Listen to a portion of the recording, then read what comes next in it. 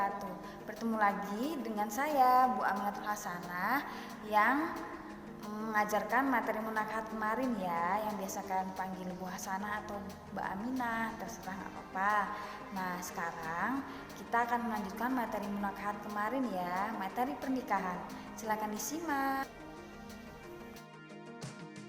Nah sekarang kita mempelajari lagi, melanjutkan lagi yang kemarin ya, tentang munakahat atau pernikahan yang biasa dalam bahasa Inggris the wedding. Oke, lanjut.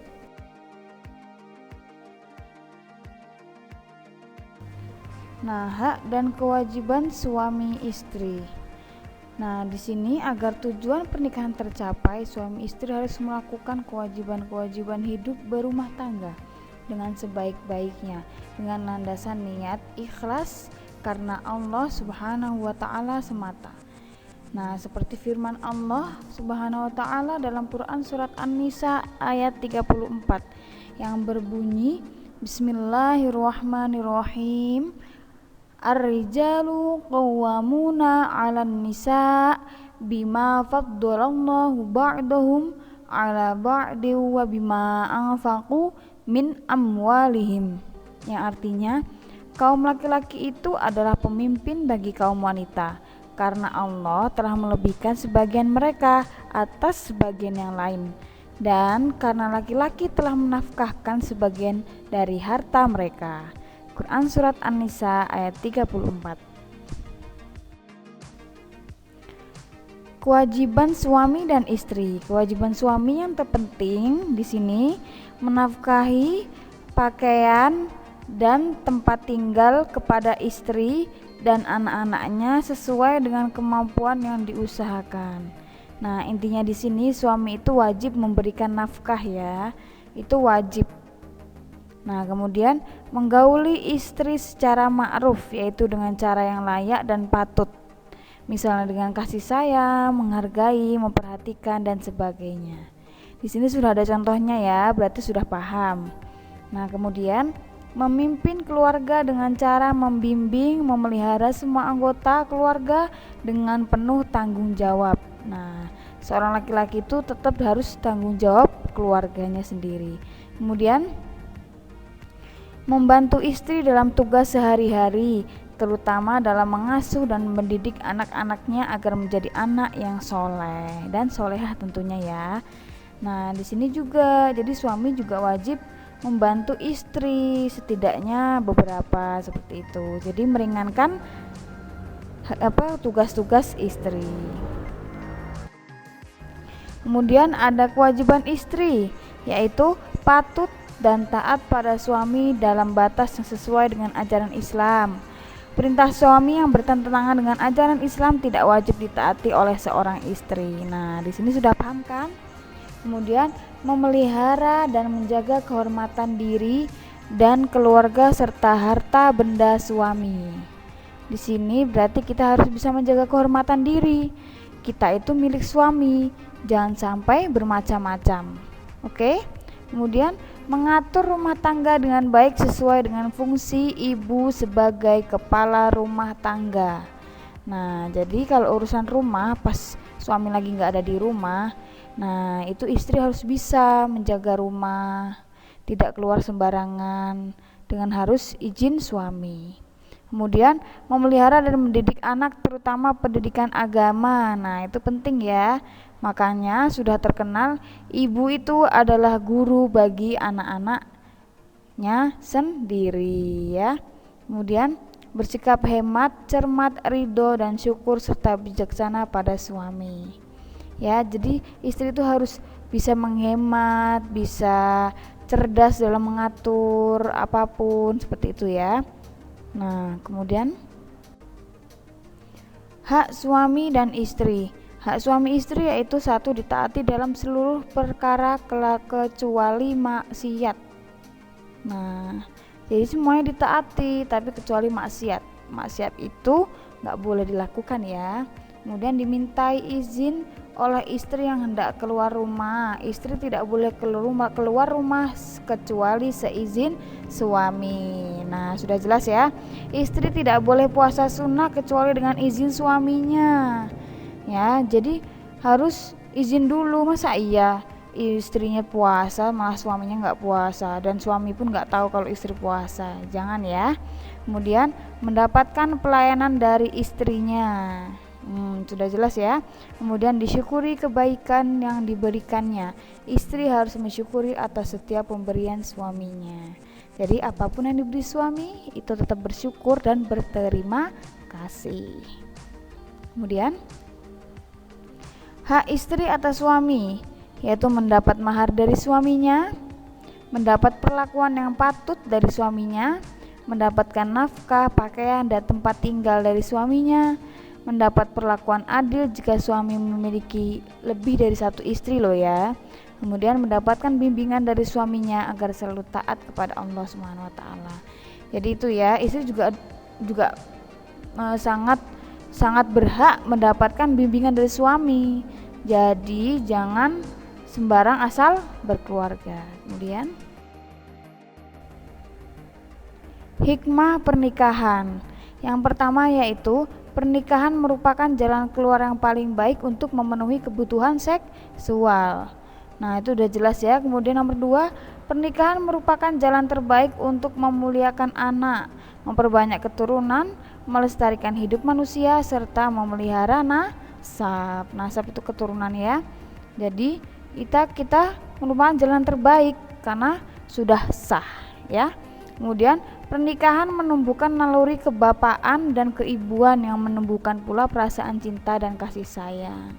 Nah, makanya ada pernikahan hukum mubah boleh. Itu karena apa? Agar menikah itu bisa membangun rasa cinta dan kasih sayang ya. Kemudian pernikahan menimbulkan sikap rajin dan sungguh-sungguh dalam bekerja serta adanya rasa tanggung jawab terhadap keluarganya. Jadi dia akan merasa ada tanggung jawab untuk mengurus keluarganya ya. Jadi dia akan lebih semangat. Kemudian pernikahan akan mempererat tali kekeluargaan yang dilandasi rasa saling menyayangi sebagai modal kehidupan masyarakat yang aman dan sejahtera. Itu sudah jelas ya. Jadi kita itu dapat keluarga baru dan kita bisa menyambung dan memperpanjang tali silaturahmi ya. Kemudian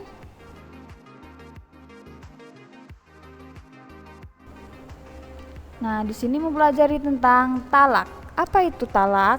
Talak menurut bahasa berarti melepaskan ikatan. Menurut istilah yaitu lepasnya ikatan pernikahan dengan lafal talak. Asal hukum talak adalah makruh karena talak merupakan perbuatan halal tetapi sangat dibenci oleh Allah Subhanahu wa taala. Seperti dalam sabda Nabi Muhammad SAW yaitu abghadul halali indallahi thalaq.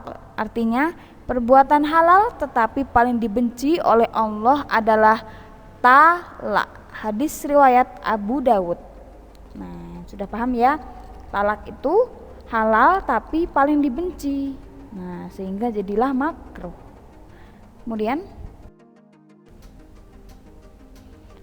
di sini yaitu tentang rukun talak, yaitu rukun talak adanya yang menjatuhkan talak adalah suami.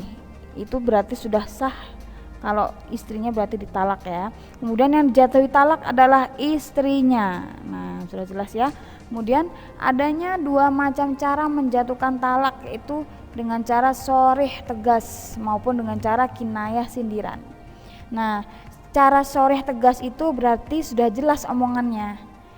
Aku bilang, dari suaminya itu bilang, aku talak kamu, itu tegas ya, berarti langsung tertalak.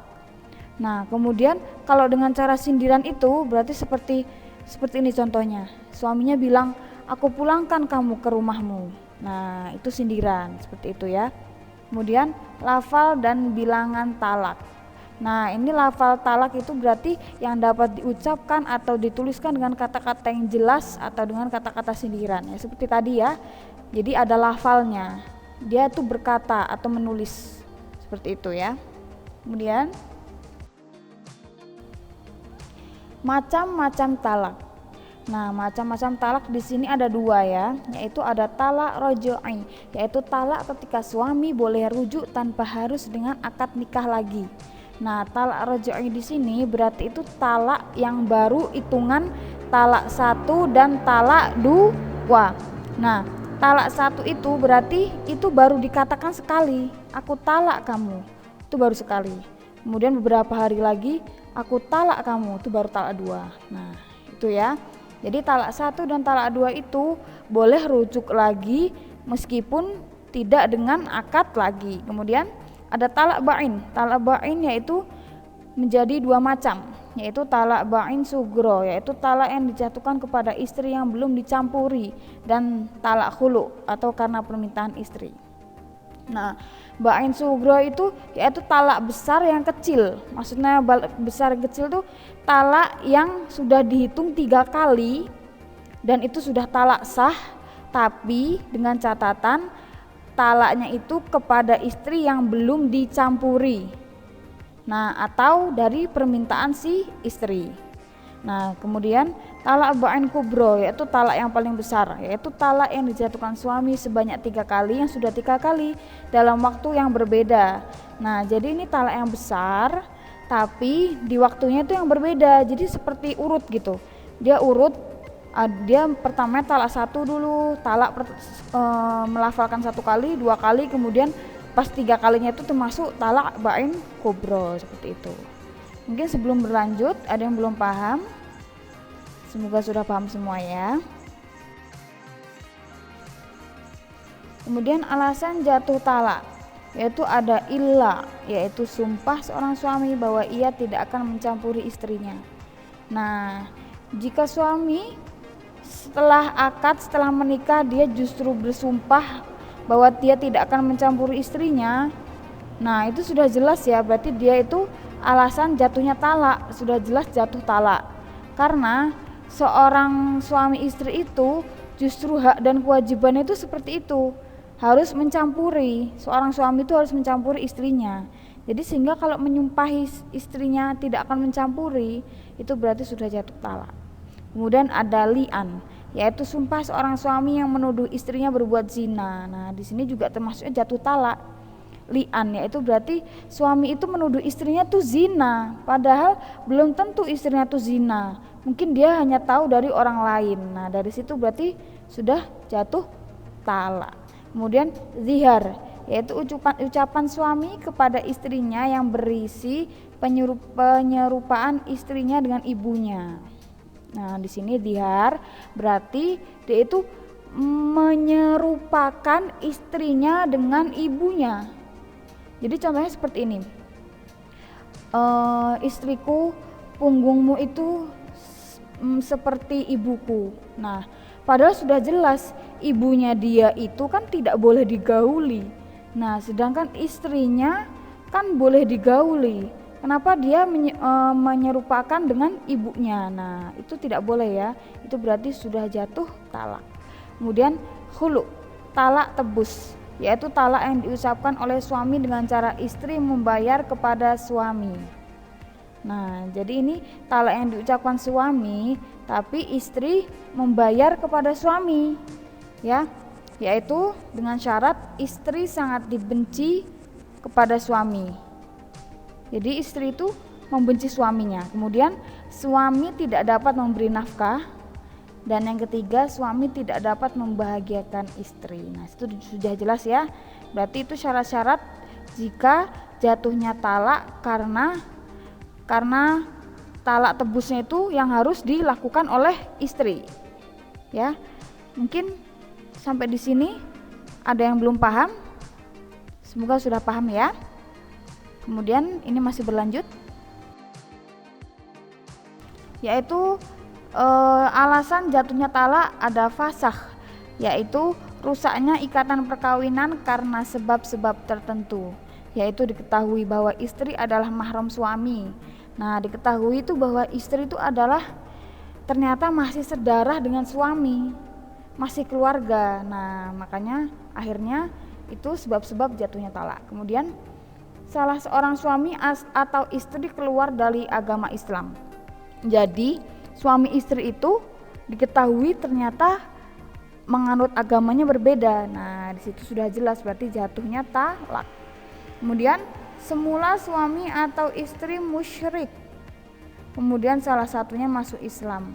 Nah, ini intinya sama, dia agamanya berbeda. Jadi sudah jelas ya, agama berbeda itu berarti nikahnya tidak sah. Kemudian karena rusaknya tujuan pernikahan, nah yaitu terdapat unsur penipuan, mungkin dia menikah karena mau nipu karena kekayaannya atau apa, nah seperti itu ya. Kemudian suami istri mengidap penyakit yang dapat mengganggu hubungan rumah tangga, nah mungkin dia tidak memberitahu dulu, ternyata tahu dia mengidap penyakit yang sangat berbahaya, itu nggak apa-apa, boleh, itu bukan boleh, maksudnya itu sudah jatuh talak. Kemudian suami dinyatakan hilang, nah itu juga. Kemudian suami dihukum penjara 5 tahun atau lebih, itu juga boleh, jatuhnya talak. Kemudian udah jatuhnya talak dan akhirnya tertalak.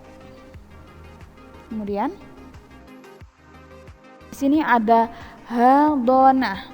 Hadonah itu berarti mengasuh dan mendidik anak yang masih kecil, ya, yaitu ketika masih kecil adalah ibunya dan biaya tanggungan ayahnya. Jadi ketika masih bayi, ibu bapak itu, suami istri itu cerai, nah itu yang mengurus hak itu, ada yang berhak adalah ibunya ya.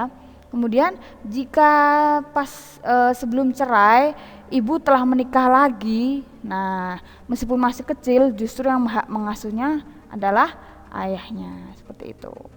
Mungkin sebelum berlanjut, udah paham belum nih? Semoga udah paham ya. Kemudian lanjut. Nah, di sini ada masa iddah. Masa iddah menurut bahasa Arab iddah, yang artinya waktu menunggu. Menurut istilah, masa iddah adalah sebuah masa di mana seorang perempuan yang telah diceraikan atau ditinggal meninggal suaminya. Nah, udah paham belum nih? Masa iddah. Masa itu masa menunggu ya, masa menunggu setelah ditinggal cerai atau ditinggal meninggal suaminya. Kemudian lamanya masa iddah, yaitu satu, wanita yang sedang hamil masa iddahnya sampai melahirkan anaknya.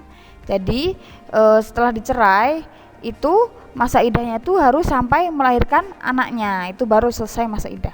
Kemudian wanita yang tidak hamil sedang ia ditinggal mati, nah sedangkan dia ditinggal mati suaminya, maka masa iddahnya 4 bulan 10 hari. Nah sudah paham ya, yang ditinggal suaminya tapi dia tidak hamil, nah itu dalam kurung ditinggal meninggal suaminya, itu menunggunya masa iddahnya itu yaitu 4 bulan 10 hari. Kemudian wanita yang dicerai suaminya sedang ia dalam keadaan haid, maka masa iddahnya adalah 3 kali kuru atau 3 kali suci. Nah di sini sudah paham belum? Ditinggal cerai suaminya sedangkan ia dalam keadaan haid, berarti dia itu harus menunggu sampai 3 kali suci. Berarti kan biasanya perempuan kan haid itu kan sebulan sekali setidaknya ya. Nah itu berarti kalau sampai 3 kali suci berarti sekitar sampai 3 bulan lebih ya, atau hampir sama dengan yang tadi sebelumnya 4 bulan 10 hari, seperti itu ya. Kemudian wanita yang tidak haid atau belum haid masa iddahnya selama 3 bulan. Nah wanita tidak haid itu berarti wanita yang menopause. Menopause itu berarti yang sudah lansia ya. Lansia itu berarti dia sudah tidak dapat haid lagi. Nah itu berarti masa iddahnya 3 bulan persis ya. Kemudian wanita yang dicerai sebelum dicampuri suaminya, maka baginya tidak ada masa iddah. Nah sampai di sini sudah paham ya. Ya, kemudian hak perempuan dalam masa iddah, yaitu perempuan yang taat dalam iddah raj'iyah yang dapat rujuk, masa iddah yang rujuk 1-2 itu berhak mendapatkan pemberian dari suami yang mentalaknya berupa tempat tinggal, pakaian, uang belanja. Sementara itu wanita yang durhaka, nah tidak berhak menerima apa-apa. Nah kemudian yang kedua, wanita dalam iddah ba'in, yaitu masa iddah talak 3 atau talak khulu, hanya berhak atas tempat tinggal saja. Kemudian wanita dalam iddah wafat yang ditinggal suami tidak mempunyai hak apapun, tetapi ia dan anaknya berhak mendapatkan harta waris dari suaminya. Nah, sebelum berlanjut, udah paham belum? Semoga udah paham ya. Dan dari tadi disimak kan pastinya. Oke. Kita berlanjut yang terakhir, apa ya? Latihan soal. Seperti biasa ya, kalian mengerjakan soal di kertas, kemudian kirim lewat WA. Dan dimohon yang belum mengerjakan tugas yang sebelum pertemuannya sebelum ini, tolong dikerjakan ya, karena ini ada poin-poinnya dan itu nilai juga memicu kalian untuk melanjutkan pembelajaran setelahnya ya. Tolong dikerjakan ya. Terima kasih sebelumnya. Semangat belajar ya. Sekian. Wassalamualaikum warahmatullahi wabarakatuh.